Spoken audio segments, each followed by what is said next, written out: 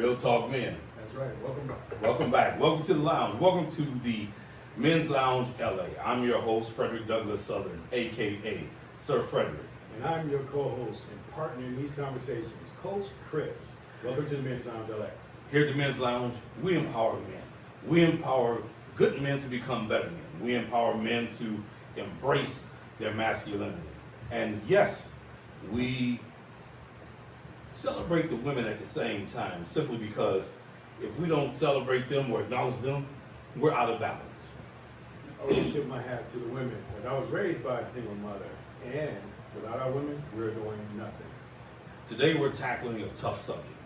It is a very emotional, painful, and misunderstood topic affecting families, and that is divorce. Yeah. Not as blame, not as anger, and not as choice, but from a place of growth, accountability, healing, and understanding, and is coming up right after this. They're good men. When I strip it outside, they need to be addressed. Excuse me, sir. Quiet, you brain. Wrong method.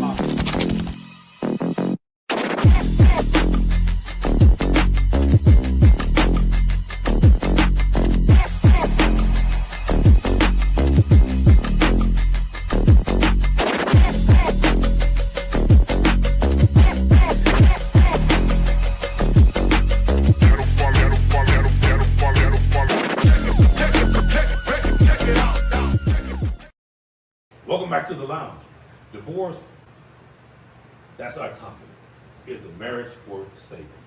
It's a life-changing event that impacts husbands, wives, families, finances, relationships, and future generations. Yeah. So today's topic, is the marriage worth saving? Wow. That's a hell of a topic. Is it worth saving? Go ahead, man. I don't know, but when I got I've been married and divorced twice. Couldn't get it right. Couldn't get it right. So the first marriage, we had children. The second marriage, there was no children involved. But it was so volatile, the first marriage, that I didn't even think of trying to save it, let alone the children. I just wanted to get out. Well, I was only married once, and that was enough for me. And I do have children. Right. I never stopped being a dad.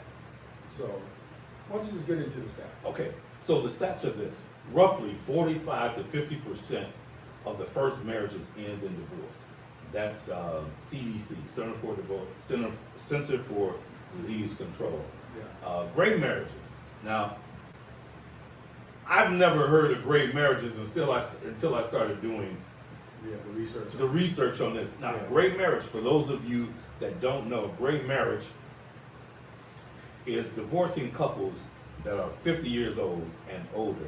Yeah. And they account for a third of the divorces over 50, and it's slightly higher Wow. when you're above 60.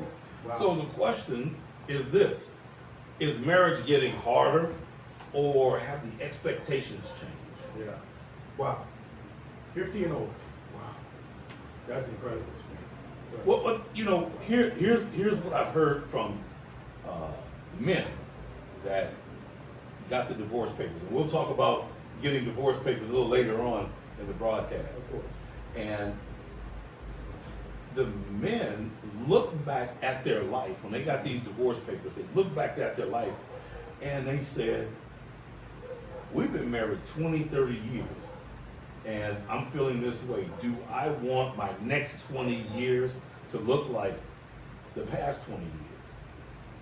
Some people just get complacent. Some people want to make a difference and make a change. But it's different for everyone. Hopefully there's no complacency in your life. If it is, put it in the comment section. If you got through that stuff, put it in the comment section. We want to Tell hear us about it. We want to hear about it. If you're 50 and above and you went through a divorce, Yeah. my question is why? Yeah. Yeah, we'd like to know. Let's continue, man. We got a lot to cover here. We have a lot to cover here, and we'll probably do a first part and a second part. Maybe. All right. Because we're gonna let this one flow, how it flows. The question A lot most going on. the question most people ask too late: should I leave? Mhm. But if you ever ask, have I done everything possible to save this marriage? How do you know when your marriage is struggling or dying? in addition to that, what role does counseling play? And a lot of people still love each other, but can the marriage survive on love without communication? We'll get back to that. Keep going. Keep going. So the question for the listening audience is this: if your spouse sat here today, how would your spouse describe the marriage? Thriving, surviving, silently dying? Put your comments in the comment section. Yeah, we want to hear from you on that one. We want to hear from you on that one. Yeah, for sure. Let's keep this party started. It's all crazy. So why does divorce really happen? Because we're going to go back over this. Why does divorce really happen? Here are the common reasons. You have poor communication, Yeah, lack of commitment, yeah, you have infidelity, that's a big one. right. You have money, that's a big one. Always. You have long-term resentment. Yeah. And I think I had that in my first marriage. Long-term resentment? And I didn't know it until after I got out of the marriage. Really? Wow. Right, long-term resentment. Wow. Excuse me. And my long-term resentment was, I got married at a young age. I was 19 going on 20. Yeah, that's young. And what the hell do I know about life? To me, that's way too young. Well, that's way too young. I have no life experience. I'm still immature. And now I'm married with 2 children. Yeah, sound like a sitcom. A recipe for disaster. Sound like a sitcom. Yeah. Married with children. Married with You had a children. hand in there like that? Yeah, but you know, that resentment was I saw a lot of other guys that was my age out having fun, partying, single, dating, and I'm stuck with a family. And I had resentment about that for a long time because I got married so young and I never got a chance to experience what my friends did between the age of 19 and 26. Okay, yeah, that's interesting, but you did miss one here. It's called growing apart. Growing apart? Growing apart is another one that's on that list as well. When people grow apart, that's what's been said a lot in relationships. You know, hey, what happened in your last relationship? Oh, we grew apart.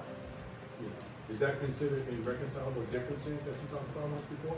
Me personally, I think that is, but me personally, I think irreconcilable differences are just crap. It's BS. a cop out. It's a cop out. Yeah. You know. Yeah, somebody in the listening audience, if you know exactly what irreconcilable differences mean, put it in the comment section. Kick it over to us. I'd like to get your take on that. Irreconcilable differences. What does that mean? So most divorces don't start when the papers are filed. The divorces started years ago, and you went through that. You went through that divorce, and describe that to the audience, please. I had a family member mention to me that when I went through my divorce, they told me that it didn't happen overnight. I'm sure it happened years in advance. And I'm sure if anybody out there going through the same process or going through it now, this is not an overnight thing. It happened years in advance. So I was pretty much blindsided because I thought everything was fine. So blindsided, we're going to get to that coming up next. But not only that, I've heard that the wife checks out a lot sooner, months before, maybe a year before. Yeah, 70% of the divorces are by women. Exactly. You know, and that's no bash on women. That's just the stats. 70% of women file for divorce. Look it up if you don't believe us. Which brings me and us to our next point, which is the blind side effect. Research shows women initiate divorces 70% of the time. Mm-hmm. Yet men report, "I never saw it coming." Just like I did. So I never saw it coming. you never saw it coming. Yeah, did not. So are women communicating effectively or differently, or what is it that we're missing as men? If they say they're communicating, are they communicating effectively or differently? Or what is it that we're missing as men? Are we not listening, or? Yeah, there's something that we can tap back into later. Let's just move on, man, because there's a lot to cover here with you guys. Hopefully you hang in there with us and watch the entire show. But we want to try to cover as much as this is possible from our research, and that's what we're doing now. Just cover most of the research, and then we're going to come in and chop it up. So just bear with us. So here's the statement. most marriages aren't always ending over a fight, a one fight. It's the thing about silence. Now, if you and I are fighting over something, let's just say this is the problem, this couple's the problem. Yeah, it is. We have Too close to me. it's too close to yours. But we have something to fight about. We have something on the table to discuss. We have something to solve. Okay, I get that. okay, So marriages aren't broken up over a fight. okay. It's the silence. I think it's the silence that really gets a lot of men because when there's silence, most men think what? Believe that everything's fine. Everything is okay. Yeah, if you disagree with that, put it in the comment section. If you agree with it, put it in the comment section. What do you think silence means to you guys, or even women? The cost of a divorce. That's heavy. That's big. The impact on men. Loneliness, depression, financial setbacks. And the worst of it all is reduced access to the children. Yeah, yeah. You know, when I was going through my divorce at the time, my children's mother decided to break the family up, like I mentioned before in one of the other episodes. I was going through this program, and we actually going to have it on there. I won't mention their name just yet. The guy told me there, and I'll never forget this, because he told me straight out, he said, Chris, the hardest part going to be for you is not being able to spend time with your children. Right. Because how I came in as a father and this, that, and the other. And I never thought about that because I wanted to make sure I didn't lose custody of my children. That's why I went to that program to begin Or with. visitation. Visitation, anything involving my children, I didn't want that to be a void Right. for me as well as them on how I was raised by not having a father. So when he said that, that just boosted my energy to make sure I did not cease from fighting that particular battle on divorce. He said the hardest part for you, Chris, is not being around your children. And he was right. He was right. That was very tough for me at that time. Impact on the women. They're impacted as well. Emotional exhaustion, financial pressure, and single parent responsibilities. Yeah, you said single parent. You didn't say single mother, right? Not single parent because the father's still in the picture. Okay. He's co-parenting. Okay. So he's a single parent. Yeah. Yeah. She's a single parent. Yeah. They're Yeah. co-parenting. Co-parenting means single parent on both sides. That's what it means. Not But- single mother. Not single dad. Right. Single parent. And the biggest impact is on the children. Yeah. Anxiety, academic struggles, Yeah. emotional confusion, Yeah. and questions about their stability. You know, Yeah. where they're going to live. Yeah. So the question is, for the listening audience, who really pays the highest price when a marriage ends? You know, I think it's the children. And the reason why I say that is because a lot of children over the years I've done with my research and also just being involved with this, they have reason to believe in their mind sometimes they were the reason for the parents' breakup. Say that again. The children believe they were the reason for the parents' breakup. I've heard that. I have too. And that's why I'm bringing it up now because and most parents go to the children, oh, yeah, it had nothing to do with you guys, it had nothing to do with you guys. You see, that's the mental impact on the children. Wow, that's heavy. Yeah. That's heavy. Let me share this with the listening audience. And this happened back in 2004 when I was selling cars. And the gentleman was in there, he's buying a Mercedes. He was telling me about his divorce. And he took me from front to finish. And I want to share this with the audience. And the biggest thing is that they were going to sell the house. Again, the biggest effect it has on the children. Now they have friends, they go to school, they have slumber parties, pajama parties, and all this. Right. And it's who we're going to stay with. They're worried about the stability. The girlfriends can't come over. They have 3 daughters. You know, who they're going to live with. I mean, all this was going through their mind. Yeah. I don't know how the husband came up with this, but he called it splitting the house. I never heard that before. Yeah, that's interesting. I said, show me what that looks like. Walk me through that. Yeah. He says, we split the house. Everything stays the same. The first 2 weeks of the month, I was in the house. Okay. The second 2 weeks of the month, she was in the house. So Okay. while she was in the house, I was somewhere else. Interesting. Very interesting. While I was in the house, she was somewhere else. So that means everything stayed the same. The children stayed the same. Their rooms, my room, everything stayed the same in my closets. Oh, wow. All I had to do was leave for 2 weeks, and then vice versa. She left for 2 weeks. Here's another interesting thing I heard, and this is when people were still writing checks, if you know what that is. They still maintain a joint banking account, and the checkbook stayed on the counter. And when the bills came in, who's ever in the house at the time wrote a check, paid the bill, and they left it there so the other spouse would know what went on. That's called splitting the house. I never heard that before. I never heard that either. That's a very interesting process, man. It takes two willing people to do something like that, I'm sure. And it also takes two understanding people Man, to that make was- it happen, because sometimes people can get all crazy in divorce and things like that. It's hard to. They want to screw the other person and That's this and crazy. that. That's great. I mean, that's interesting. I mean, it seems like it sounds like a word, but how long? You know, and is it 2 weeks away from the kids from both people? Or Right. That's So interesting. so Very interesting. I'm the father, and I'm in the house the first 2 weeks of the month. Okay, so I'm not seeing my kids for 2 weeks when I'm done. But the mother That is part there. right there would be difficult for me. Well, think about it. It's still split 50-50. Yeah, I get that. That's what they're doing. I get the concept. Right. But still, me 2 weeks away from my children, that's where I would have a problem. You know, not that I wouldn't want to do that, but I still would want to see my kids within 2 weeks. Me not being in the house for 2 weeks, that part's fine. But I still would like to have some kind of interactions with my children. Well, let me clarify, because I think there may have been some interaction with each parent during those 2 weeks. I don't think they were not seeing the children. They just weren't living together. They just weren't living together. Okay, well, that makes sense then. Because like I say, I would not want to have interactions with my children for 2 weeks. Right. You know, for that.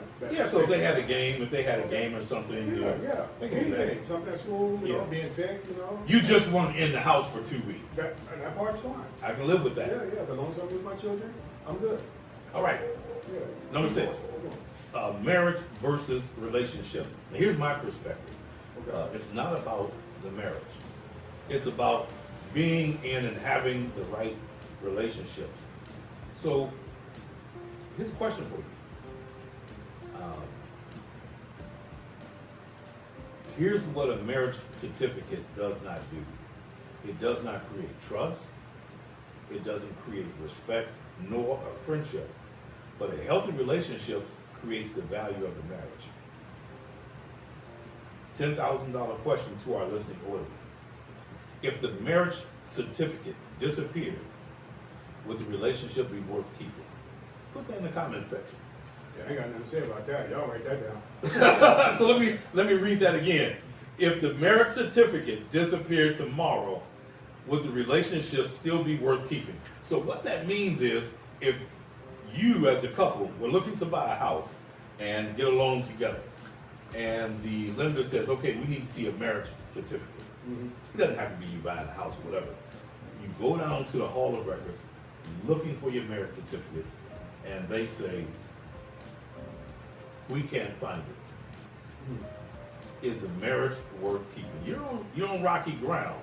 You may be on rocky grounds, but you go down there and you discover that the marriage certificate doesn't exist. What do you do? Would the relationship still be worth keeping? What do you do? Put that in the comment section. Wow. We want to hear about it. Wow. Yeah, you guys gotta bite that one right there and chew on that for a while. That's something to think about. If it came down to the first marriage, my first marriage, Yeah. and my marriage certificate wasn't there on file, and we're already on rocky grounds, Yeah. we ain't Yeah, married. but see, the state of California, there's common law marriage.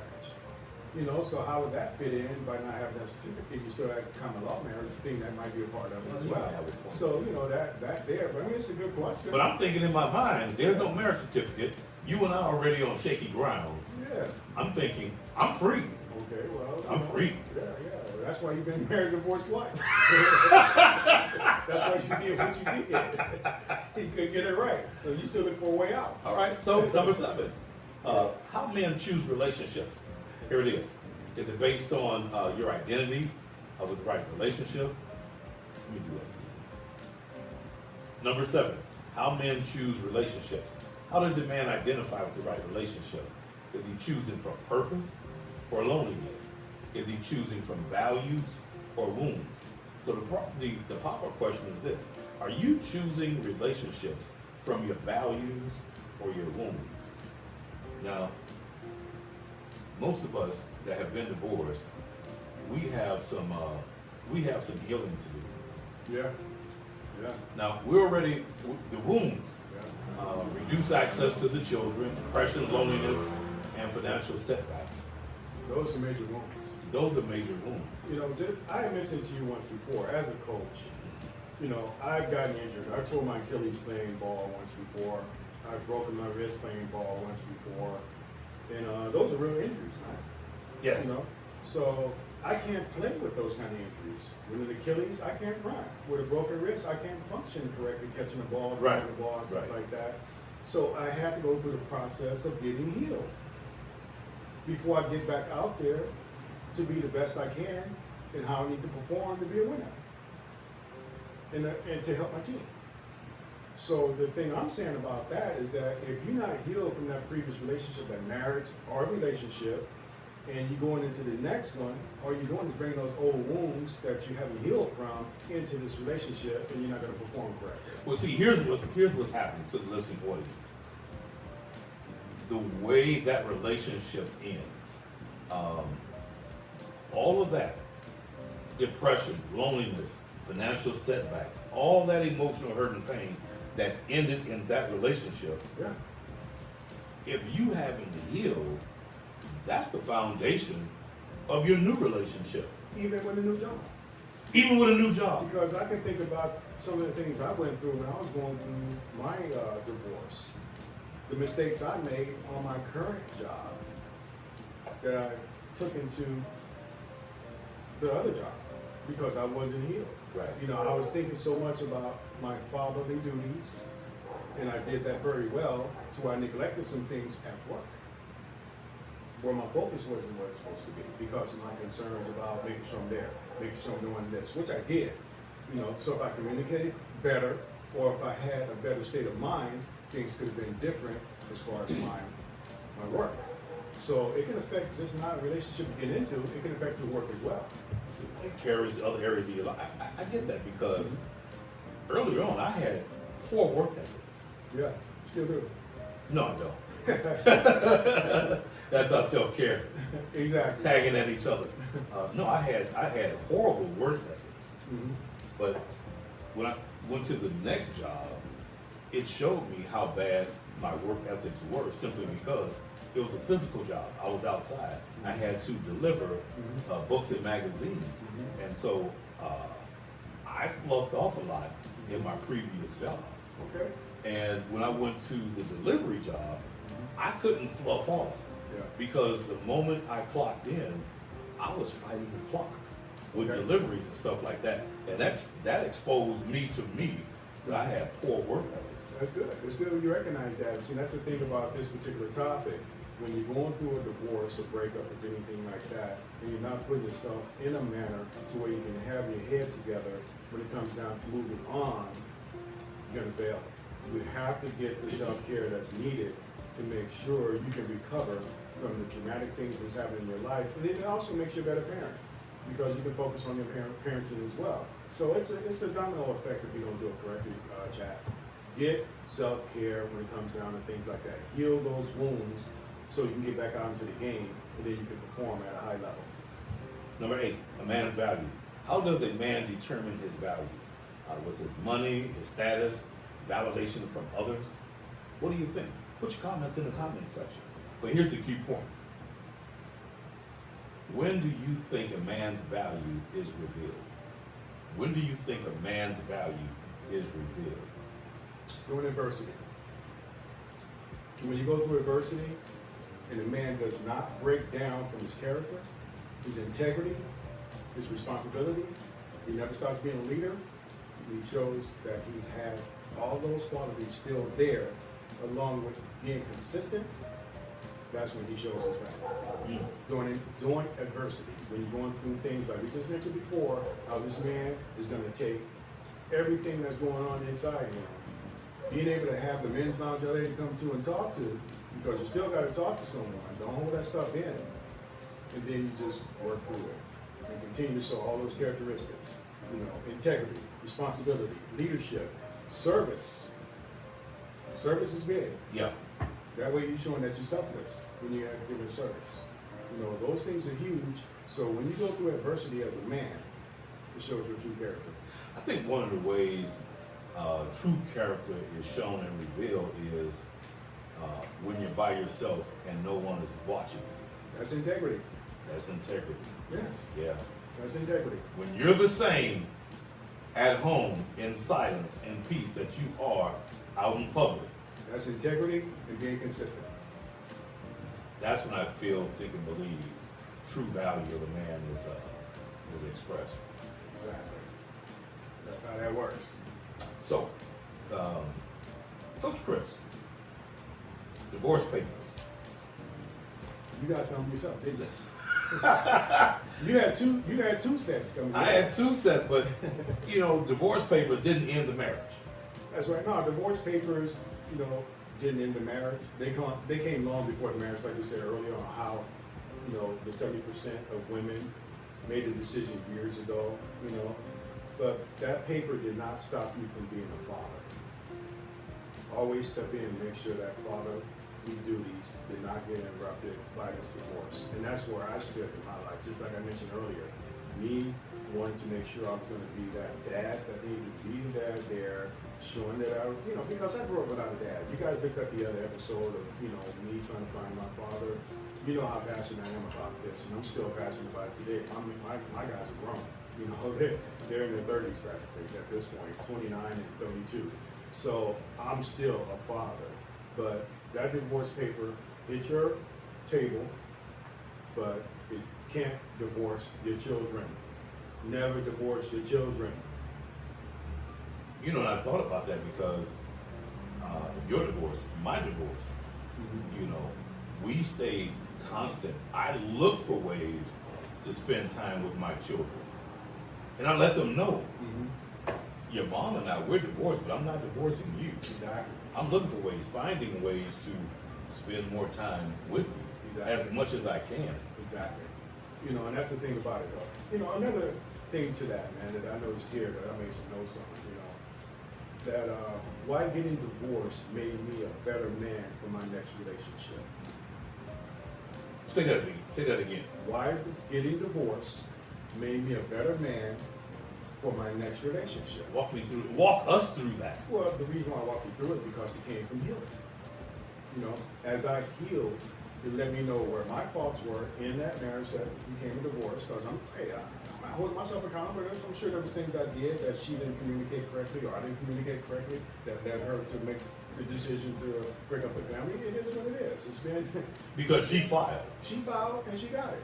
You know, I really didn't want it because I didn't really contest it, but the courts gave it to her because we're in the state of California. There's a no-fault divorce in the state of California, so she got a divorce. It's fine. It is what it is.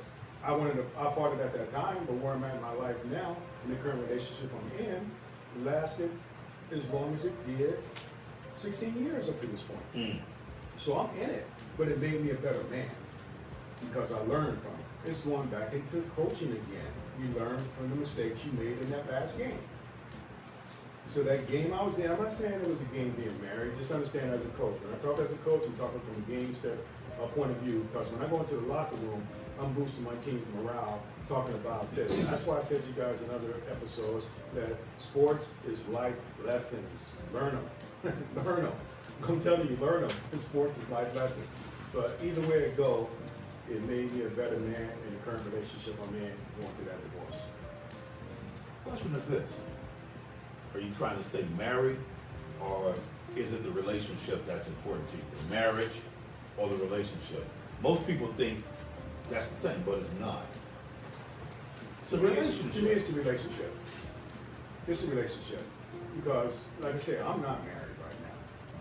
But the way I live and the way I roll with my relationship is like being married. I don't have that paper. Right. I don't need that paper. to treat her like a wife. Right. You know, I actually had her brother-in-law told me, he said, man, you treat her like a wife. He told me that. And I said, I don't know any other way to treat her. Right. I have no other way to know other than treat her this way. So if you didn't see that, you were raised by a single mother. I mean, a truly single mother. Yeah, yeah. So if you didn't see that at home as a blueprint, I had that blueprint Yeah, because your dad and your mom. I was raised with Right. two parents. Yeah. How did you come to that arena? Realization of that? How did you come to that? It always goes back to my uncles, man.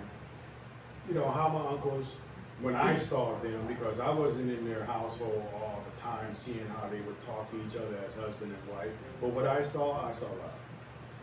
I saw love. I Right. saw unity. I saw Right. togetherness. You know. So you I saw a blueprint, it I just did. wasn't in your home. No, that blueprint I saw just like in that other episode, you know, the phone call to change everything. I created my own blueprint. And it kind of goes into Daddy Talks on how he said not having a blueprint wasn't a deal breaker. And I love when he said it that way, but it was something that he wanted to create himself. Mm. Because he didn't want to be that kind of person that was seen to be doing the same thing on statistics. You know, on how they say by you not having a father in the household, you're not going to be a good father. No. So for me, I created my own blueprint. I just know how to treat a woman well. I treat a woman on how she treats me. She got skin in the game, I got skin in the game. So my blueprint was my uncles. Gotcha. Much love to my uncles. All you guys, rest in peace. Well, you know, we're at the end, but you know, this is how we wanted to go through this. What are some things that stuck out to you in this process, in this podcast, that you'd like to expound on with the listening audience? The percentages. And the percentages of 45 to 50% of first-time marriages end in divorce. Okay, so, and that was by way of the CDC, Yeah, and 69%, 70% Yeah. of divorces are filed by the wife. That's ASA, yeah, American Sociology Association, yeah. that did the research on that. They also did the research on second marriages. 75% of second marriages wind up in divorce, and that when the wife has a degree, Mhm. marriages in 90% Yeah. in divorce that they file. Just understand, we'll have all this in the description below. We're not just throwing out numbers out of our ass just to make it sound like we're bashing women or anything like that. We're just talking real facts. And we're not bashing marriages either. Exactly. So we're trying to empower families and empower men so we can kind of get past some of these things that's going on with divorce. So in the description below, you'll see all these numbers and all these things that's going on, and then you bounce it around in your own head like you want to, or bounce it around in your own family like you want to. So don't just understand, Chad, this is about empowerment here when it comes down to these Well, kind men of topics. empowerment, we want to empower men. And as we empower men, everyone benefits. Of course. And I want the men I want to ask the men, why did you get into this marriage and relationship in the first place? Put that in the chat. You know, I have a god sister in Chicago. When they first got married, they couldn't get through the door fast enough, hugging, kissing, pulling, touching, ripping off the clothes, their string of clothes from the front door to the bedroom, and now they're going through a divorce. He's trying to refinance the house up from under her, pull all the money out, so when she goes to sell the house, there's nothing there. This is what she shared with me because the mortgage company reached out to her and asked what's going on. Mhm. And they explained to her what he was trying to do. Yeah. My question is and was, how did it come to this? Will you share with me how y'all were in the beginning, kissing and hugging, coming through the front door, and now, you know, he's trying to refinance the house out from under you. How did it come to this? A lot of people probably say that thing that's so obvious and easy to say, growing apart. Growing apart. I hear that a lot. And in addition to that, if they had all that lovey-dovey thing, it shouldn't be no infidelity because they hitting each other. You know, you already get there on You the know- regular to have a string of clothes going to the bedroom. This growing apart, I wonder how real that is and the real percentages of that, because if you're communicating correctly, Yeah. if you're communicating on a regular basis, and husbands, Let me correct you. wait, let me finish, Coach, just a minute, please. Just a minute, please. If you're communicating correctly, and men, we want to empower men, because when things are silent or if she's silent, we think everything is okay. Take the time and ask, babe, where are we? That's a good question to ask. Where are we? Is anything going on with you? Is there something that you like about me or dislike about me? You know, what is it that I do that really turns you on? What is it I do that turns you off? I think a monthly check-in is a good thing to do with your spouse, man. Okay. What you're saying about communication, I would like to change a word and say, instead of effectively, Effective communication. correct. Because correctly and effectively can be two different things. Because you can go and try to correct someone by how you communicate, but how effective is that communication? Gotcha. That's what I wanted to say to you when you said, hold on a minute. Hold on, Coach. You know, Yeah. because effective communication, when you have two people that's intelligent enough to understand, to listen to understand, instead of listen to react, then Or you can have- respond, right. Exactly, you can have effective communication. That's what it takes. So effective communication to me is more important than what you just said about communicating in the way that you mentioned. Is there anything else that sticks out to you on this list? I just want to go through it first, and then we can go back through it and pick some things apart and just kind of. Yeah. You know, when it comes down to the impact on children, like I say, since I'm a father, you're a father, right? And how me being raised without a father, and how passionate I am about being a father, you know, those things, the anxiety, you know, the emotional conflicts, and then the things that comes down with them questioning their own, you know, stability, things like that. The children is something I would like to expound on right now. What's your thoughts on that? How did it affect your children when you went through your divorce? Oh, You said it the first one. was horrible. Yeah. But before I answer that, listening audience, please like, subscribe. Important.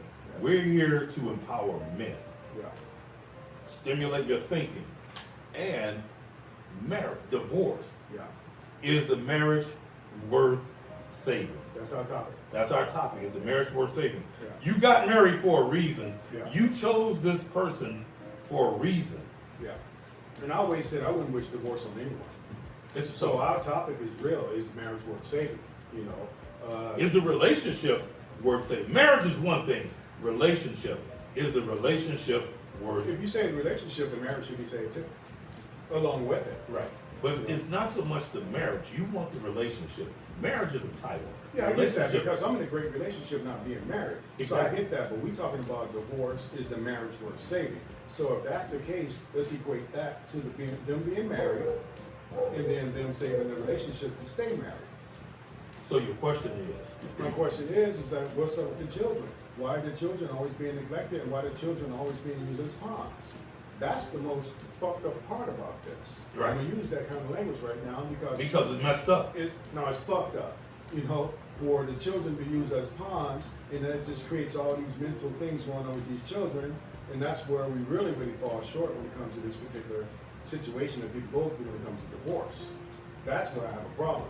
Spitting poison and then using them to, oh, you can't see them because you're not paying child support, which we'll go into here shortly. All these things, when it comes down to children, is what I want to talk about for a brief moment here before we end this segment. Okay. You know, so what happened with you is what I was asking. You know, my youngest daughter was the one who expressed it to me, the effect that it had on her.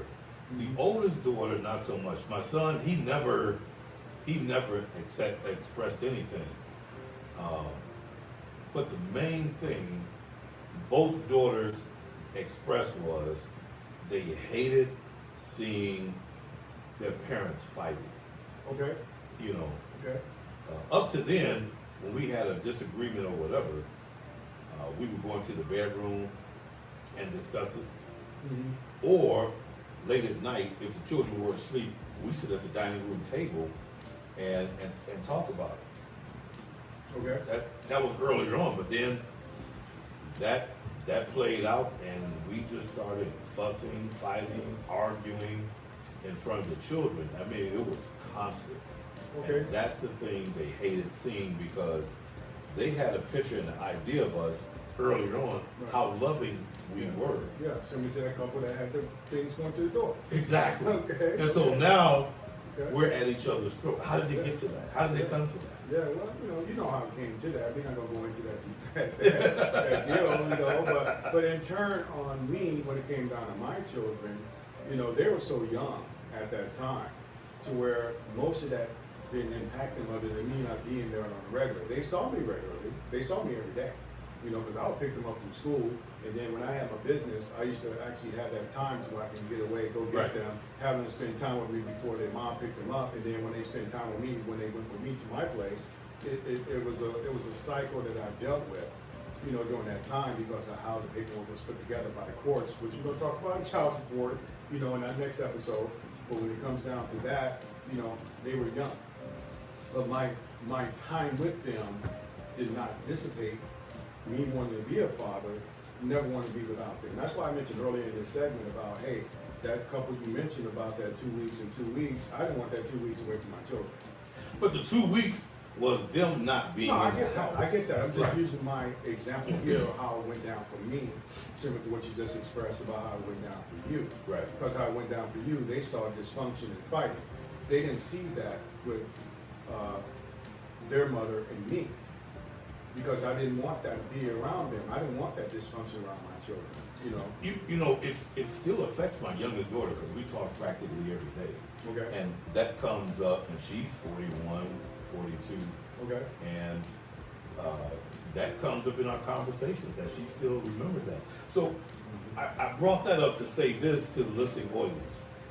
Be careful what you're doing. They're a sponge. Yeah. They're recording, and what you say and do with you and your spouse is going to have an effect on them. I'll give you another good example. Yeah. And this is not to throw their mother under the bus. Don't get me wrong. I'm just using it as an example. Earlier on, their mother dated, 3 or 4 guys. She was just dating. Okay. That's what I didn't want to do. I didn't want my children to see me with a bunch of different women Okay. because I knew it would have an effect on them. I remember you told me about that. Go ahead. So what I did, when I came around my children, I only dated one woman. And she eventually became my second wife. Okay. But I wanted to show my children and make an example for my children Okay. that I'm now out pouring around. Yeah. I'm being consistent. Now, Now, a stable relationship. I mean, I saw other women and all that, don't get me Okay. wrong. But I Okay. didn't bring other women around my children. Mhm. I wanted to show them consistency. Right. So when I got more serious about the woman I was dating, who eventually became my second wife, Mm-hmm. I wanted to make that example for my daughters, that blueprint, Mm-hmm. that visible example, that illustration Mm-hmm. that dad was consistent. Yeah. Yeah. Not just out here horning around because Mhm. I had the opportunity I to. can relate to that. My sons, I don't know what their mother did as far as relationship. I really didn't care, But for me, they saw something similar to what you did, because, like I say, 16 years. Right. Same woman at this point. Like I said, we're not married, but it's like being married on how I roll. I live with intention. I have a relationship with intentions. So it is what it is.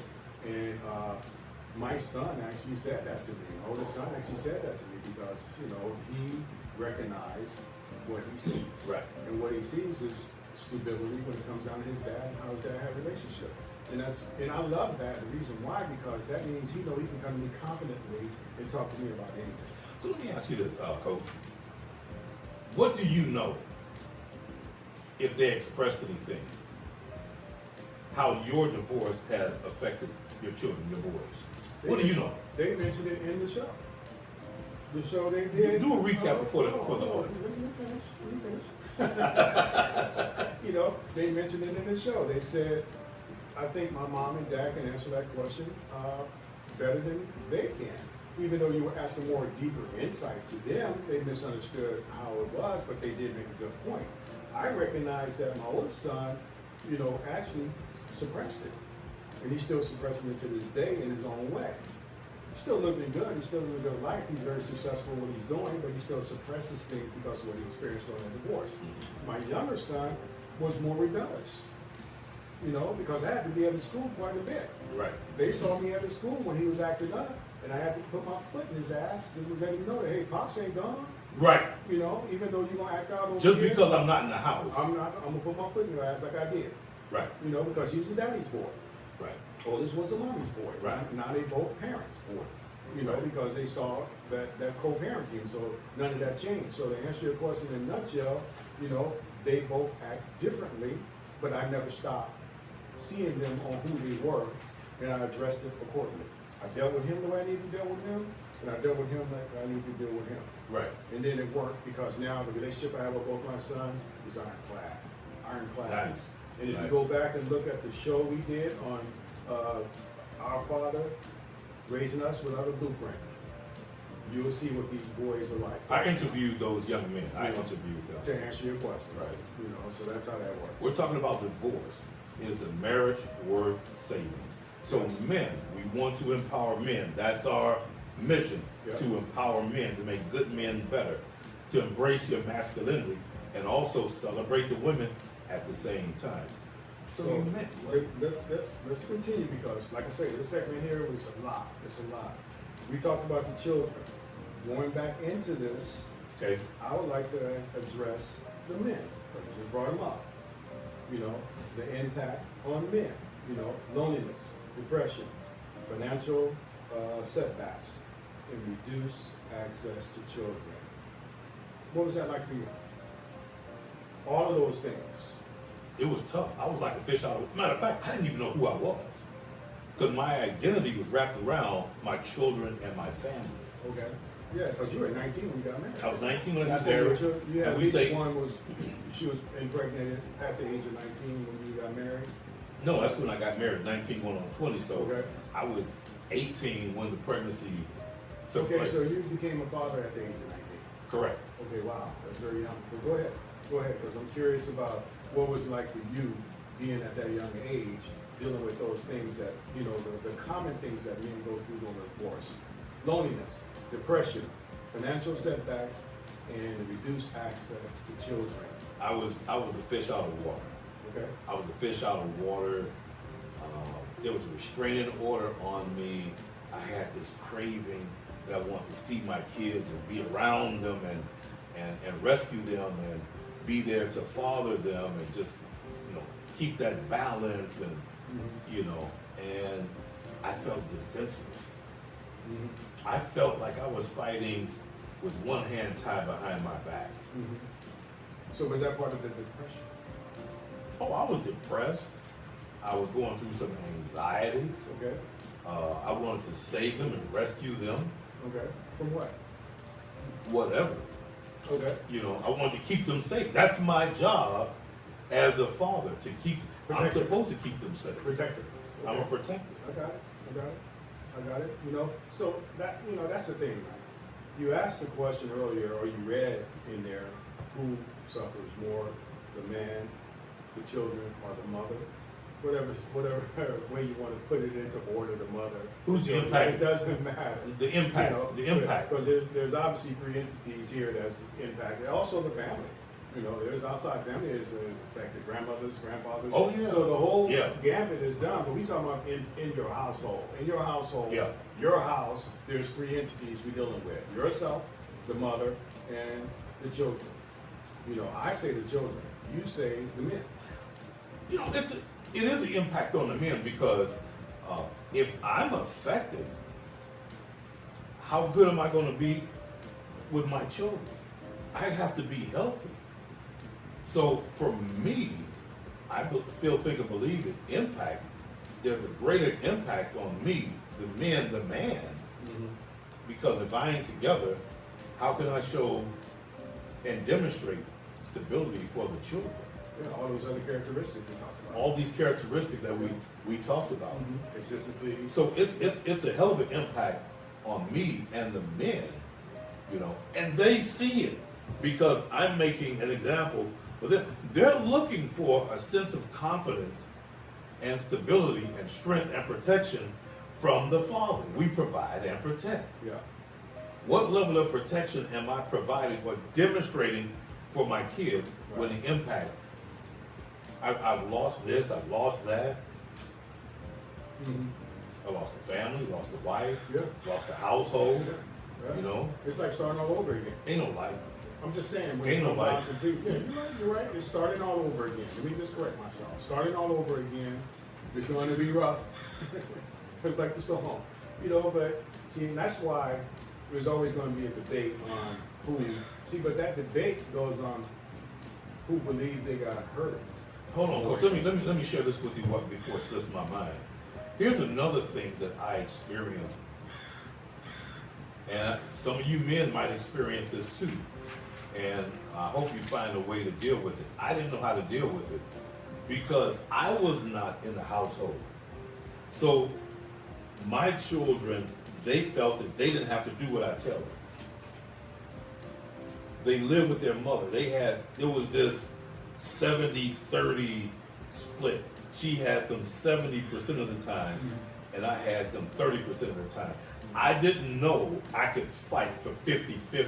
Yeah. I just took what the mediator gave me Yeah, yeah. because I didn't know I could fight. You can fight. Good point. You can fight for your children 50-50. I didn't know I could fight. Yeah. So I had to take it and swallow it with the 70-30. So they spent more time with their mother Yeah. than with me. And they actually felt, well, no, I'm staying with mom. I don't have to do what you tell me.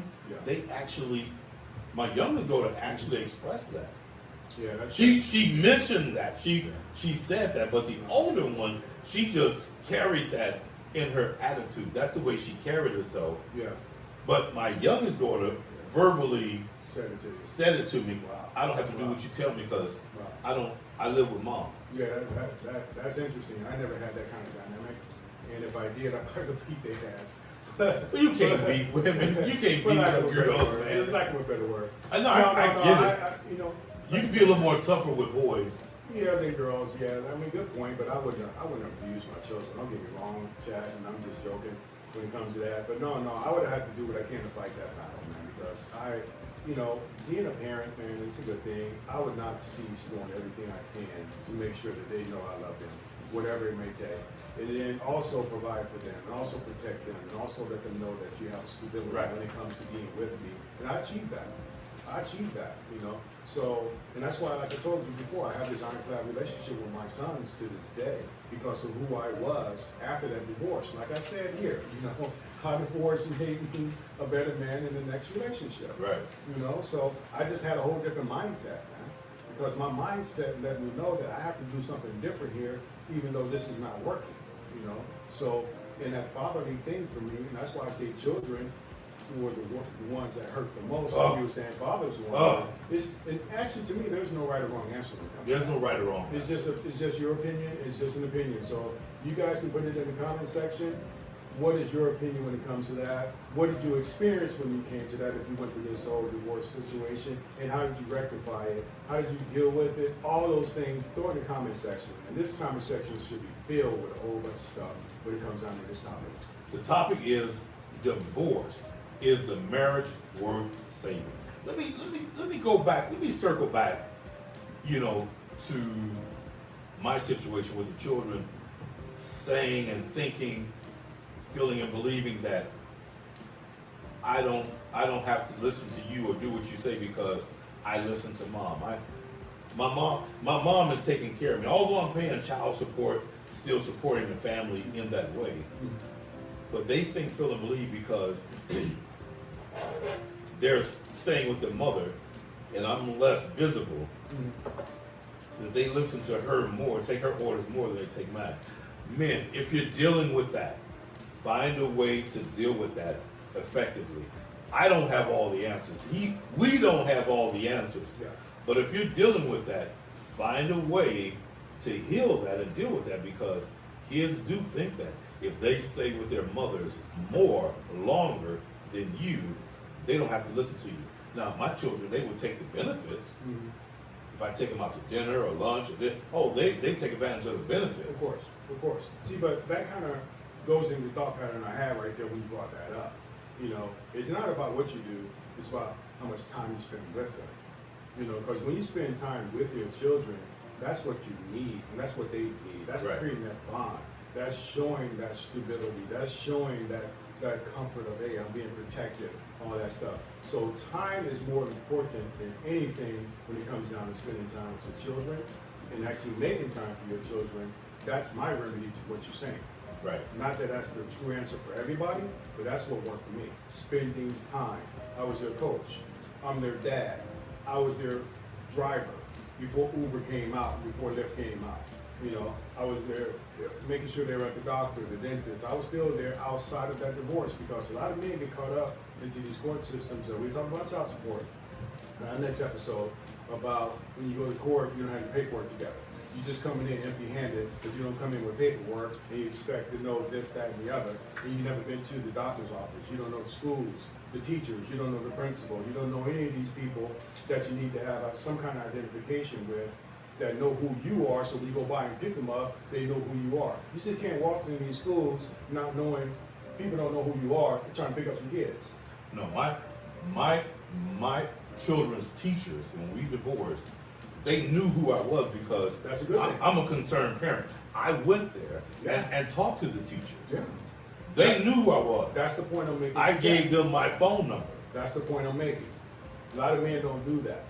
Because when they jack away from the kids and they get this bitterness with the mom, they don't get involved with the doctor, the schools, the principals, the teachers. They all knew these people. everything. You know, hey, even if the kids going to sport, don't know who the coach is. I Coach knew Chris, I don't knew know who you are. everything. Because if your kid is out there and I see a dude talking to this kid and I don't know who he is, I want to find out who this dude is. I should know who you are if your kid is on my team. Right.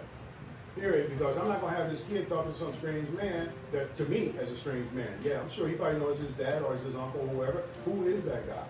You know. So don't put yourself in that situation, guys. It's a very uncomfortable situation to be in, especially nowadays on what goes on with these children. You know. So find a way to spend that time with these children when you're going through this process, if it's gonna get ugly. Or if you got that situation you mentioned about 2 weeks here, 2 weeks here. Don't lose those 2 weeks. Give it those kids. Stay with your children. Right. You know their friends. You know the neighbors. It's important. I tell you, don't lose sight of that. Next episode, here's the teaser. Mm. The marriage may end, the relationship may end, but parenting never ends. And that's going to be for our next conversation, for our next episode, when it comes to child support. Supporting the child or dividing the family. Child support is a big one. Yeah. Yeah, because, you know, the judge can end the marriage and the divorce can divide property, but no judge can end fatherhood. And we could never, ever, ever stop showing our fatherhood to our children. So child support is more than just paying a check, writing a check every month or having it garnished out of your check to have it sent to the house. It's more than that. Child support. Woo. So we're going to talk about that next time, next episode. Hey, thanks for hanging out with us today. Again, divorce. Is the marriage relationship worth saving?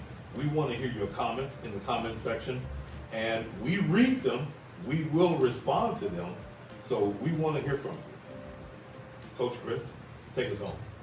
As we in our shows always say, as we empower men, everyone benefits, including and especially the woman who's looking for a man like that. Please subscribe to the channel.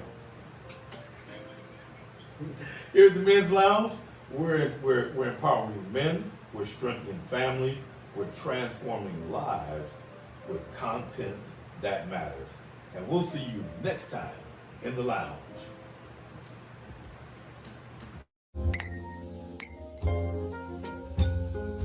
Thanks for watching.